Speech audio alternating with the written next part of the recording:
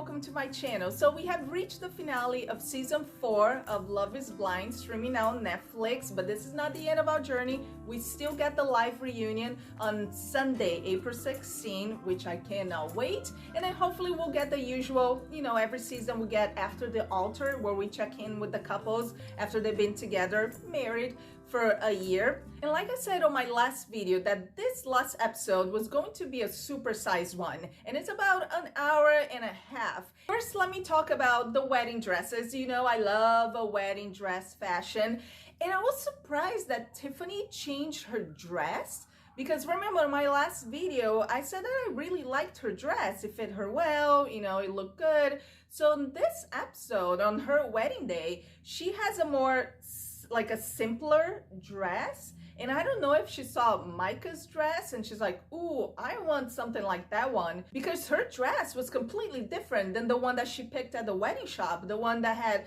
it had sparkles and sequins, and it was flashier than the one that she actually got married in. And then Micah, who had my favorite dress, I love that dress.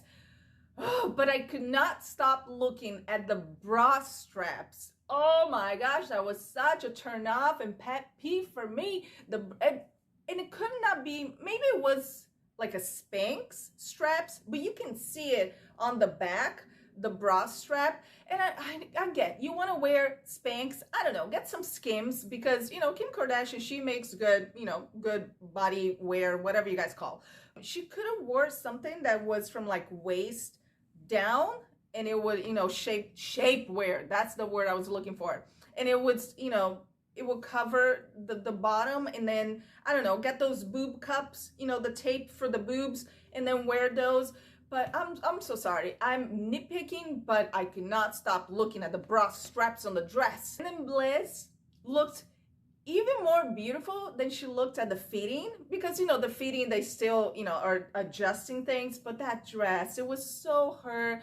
Oh, it fit her perfectly. And also her hair, her extensions, beautiful extensions. Her makeup too was very simple, and it matched the color of her skin. She just looked so beautiful. Speaking of Bliss, we finally got to hear I Hope You Dance. I knew Netflix had enough money to pay for the copyrights of that song. I love that song. And just the way they put it together while they were dancing, it just pulled my heartstrings. I just wish that when they were dancing their first dance, it wasn't so cramped up. It seems like, their circle of family and friends were hovering. It was like everyone was too close.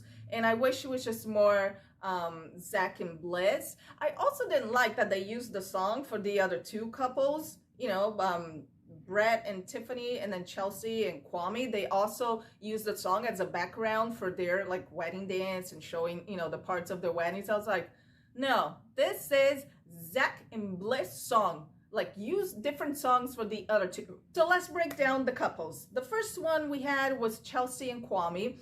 Surprisingly enough, Kwame said, I do.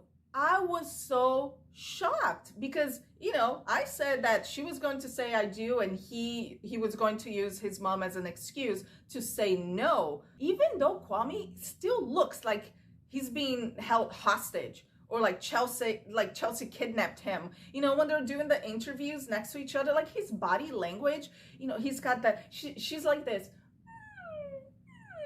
and he's just like with the hand in his pocket, and it's just like he's always so awkward around her. Well, I think they're together for the reunion, but I don't think this is going to work out. And some people are saying that, oh, maybe he looked so awkward around Chelsea because he doesn't have his mom's approval, so that's always in the back of his head. But then, Kwame, why go on a dating show that there's a big chance that it's going to end up in marriage? If your mom doesn't approve of this, well, like, why do it? And then I found out, the beautiful thing about the people in the internet, that they do the detective work for us, that he auditioned, or I don't watch the show, but he either auditioned for it or he was on that show, Married at First Sight. I don't know. This smells so fishy. It smells as fishy as a Seattle fish market on a summer day. Audition for one show about marriage, going to another show about marriage. Maybe your mom has a reason for, downing this whole thing. Next, we have Paul and Micah. First of all, can I say that I loved both of their families, like Micah's mom and dad. First of all, her dad drinking a White Claw. I was like, I loved it. Netflix was like, sir, we have this golden goblets that, you have to drink out of it, please. He's probably like, nope, I'm going to drink my White Claw straight out of the can. I don't care. And then Paul's family too. His mom, we know, we love her. She's the one that did the whole detective work on Micah. And then we see his dad and his stepmom, both so sweet and so caring. The way they were looking at him and having the conversation with him, I loved, both sets of parents. His friends, they all seem so chill and so level-headed. And you know what I always say? You are the company you keep. Okay, Micah, I think your friends are a reflection of yourself. And I don't know, every time that Shelby girl would show up on screen, I just wanted to Micah, she gives Paul his turn to go first. We'll talk more about that in a minute. But Paul says no, and then Micah starts crying, runs away from the altar. And then Shelby's laughing and saying yeah, this is exactly how I want it to be. I was like, what? You are the worst friend. I mean, I get, if you don't agree with your friend's choice of a partner, it's fine. Keep your opinions to yourself. But she was gloating.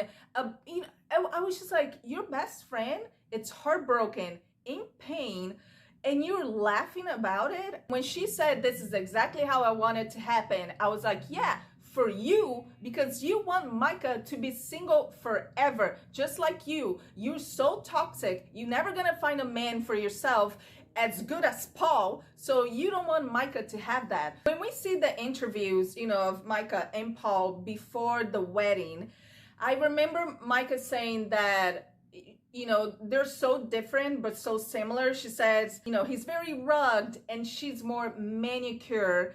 So I think Micah saw their differences of personality as a balance. And Paul, he always dates the granola girl. I thought he saw their differences not as balanced, but as a hump. He said that I don't see her as a mom. I've never seen her nurturing side. Ooh, that was kind of harsh to hear, but all valid points. Listen to my theory. I do think that Micah letting Paul go first, give his answer first, was her way of controlling the narrative and leaving as a victim. I think she knew that both of them would say no, so she manipulated her way all the way to the very end. I think it was such a calculated move to gain sympathy. Her friends were laughing the whole time and didn't seem really, heartbroken for Micah. Maybe her friends were in it too, they all had a little powwow and look, this is a plan, this is what you're gonna do, this is how, we want you to look like on TV. Then we have Tiffany and Brett, people's favorite couple. I really like them, but they're not my favorite couple. Zach and Bliss are my favorite couple. And then I thought it was so funny that it seemed like Brett met Tiffany's dad for the first time on the actual wedding date. I was just like, you're asking for his blessing and for her hand in marriage, on the date that you're getting married? What if he says no? But we knew that both of them were going to say, I do. I should have actually put money on it. If there was a pool or something, I should have put $50 on Brett and Tiff. And then I thought it was so funny that Brett had a groomzilla moment.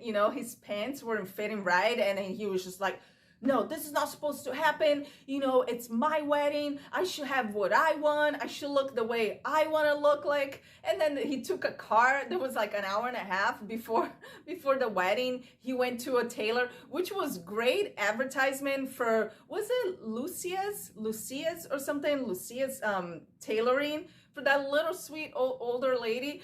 I think it was great advertisement for her business. And then we have Bliss and Zach. Zach is having his little, you know, pre-wedding talk with his friends, and once again, he explains why he chose Irina over Bliss. And what did I tell you guys? I think since like my first video, it was because of his fear of her family not accepting him. And I thought it was so classy of Zach to not badmouth her dad. You know, he's telling his friends that her mom is a saint. And then, you know, when he talks about her dad, he's like, I actually like her dad. He gave me the bulldog look, which I understand, but he's a very smart man. But you know, Zach, so classy, didn't say a bad thing about her dad. Speaking of Bliss' dad, that moment when because she's walked down the aisle by her mom and her dad, and then when the officiator says,